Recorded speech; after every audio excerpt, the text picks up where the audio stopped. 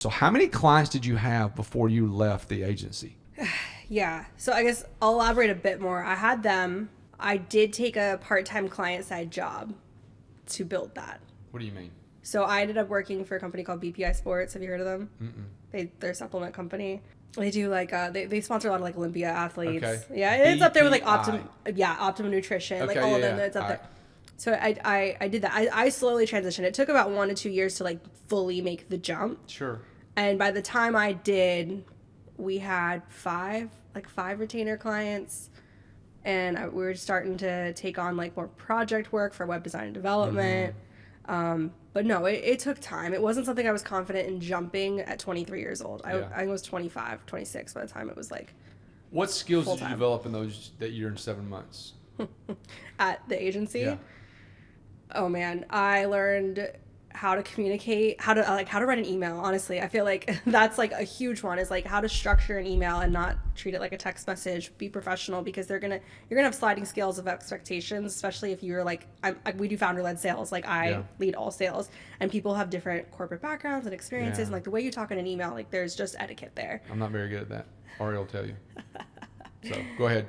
No, How to write an email. Email etiquette is huge. How to like, and how to be professional in responding and communication, like hands down, how to make sure that you are ahead of the client at all times. It was like a major slap on the wrist if a client ever emailed us with a trend or something that we should be responsible with bringing to them. Like if we found out that Instagram. Tell me about TikTok ads. I hear this TikTok ads thing's new, and if you didn't bring that to me first, it was a faux pas.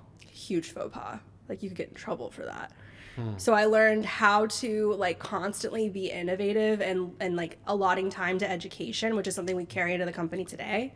Say that again. That's a great point. How to be innovative and allot time for education. Like, So when you say a lot of time to education, you mean stop what you're doing and learn new stuff. yeah, I mean, it's with our team now. I'm like, hey guys, 30 minutes a week. You must. I'll be tracking you. I'll be checking your time. Yeah. Like, make sure you're dedicating 30 minutes a week to learning something new. You can go to HubSpot Academy. You can go to this resource. I'll pay for it. I was gonna say, do you pay for it? Yeah, if it's something that like they bring it to me, and if it's something that I feel like is really gonna help them. That's great. Yeah, based on what I know. But so like education, huge. And it also taught me the opposite of the things that, like I hated about the agency. Like, hey, actually, maybe you should unplug. Like, don't bring your computer with you everywhere you go.